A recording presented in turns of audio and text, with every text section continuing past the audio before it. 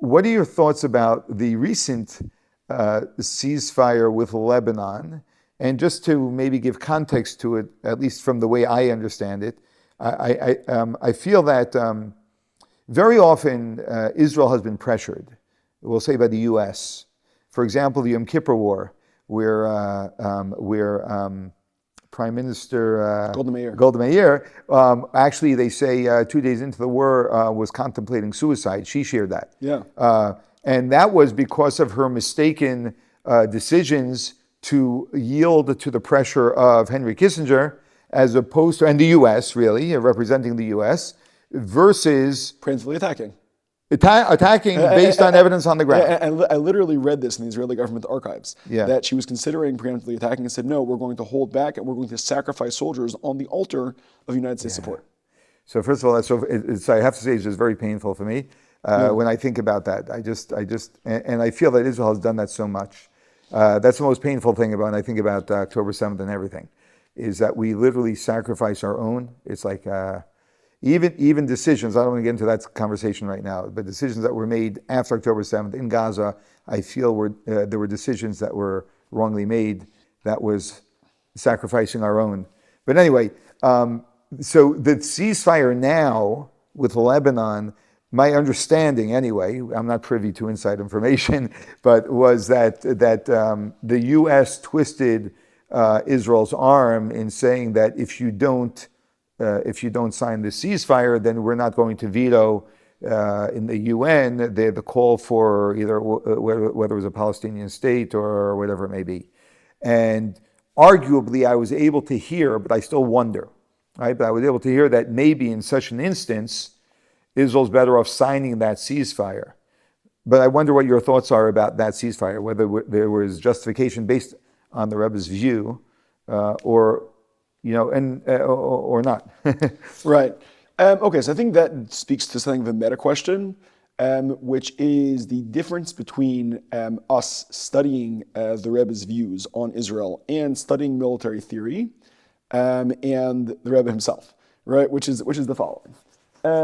The Rebbe was, first of all, a very smart guy. Much smarter than us. Certainly much smarter than me, right? Mm-hmm. But second is also he had a access to private or to confidential military information, which we do not have access to, right? And maybe to give you a vignette, right?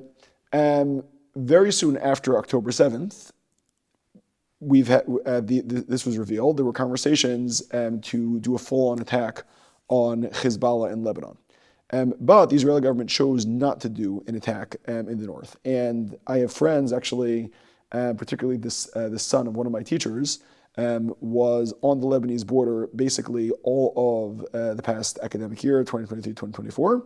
And there, he was engaged in the army, and he was a member of the army, and they were engaged in skirmishes with Hezbollah.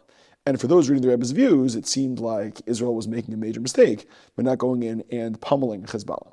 But then, in retrospect, we saw with the beeper and walkie-talkie attack, when Israel eviscerated Hezbollah and then went and found out where Hassan Nasrallah was hanging out and bunker bombed him and all of his friends.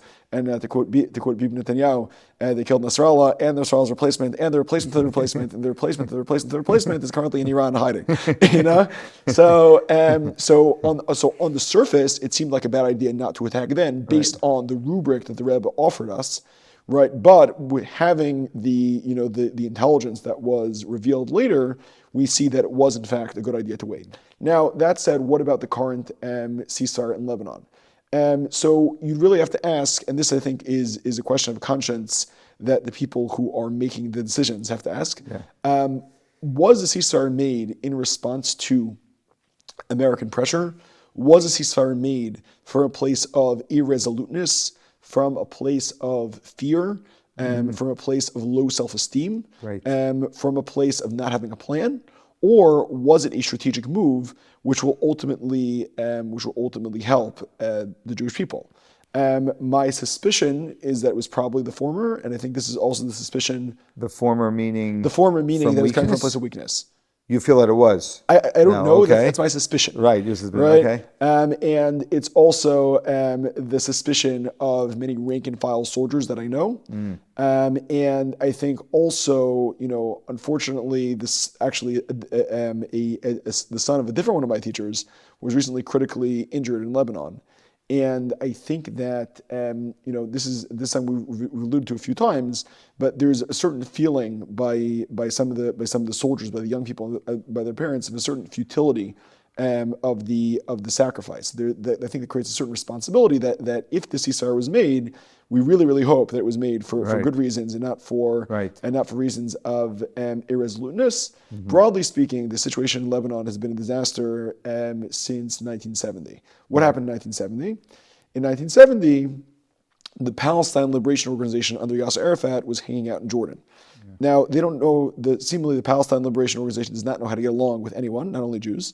So terrorists generally are not in the business of getting along with people. Right. It's surprising. You'd think, their own people. Yeah. You'd think that, we're all part of the Pan-Arab vision, the Islamic vision, but Yasser Arafat and friends and co were trying to assassinate King Hussein of Jordan. So Hussein wasn't having it, so he wanted to wipe them out. Syria's like, no, don't do that, So they gave the Palestinian Liberation Organization free passage into Lebanon.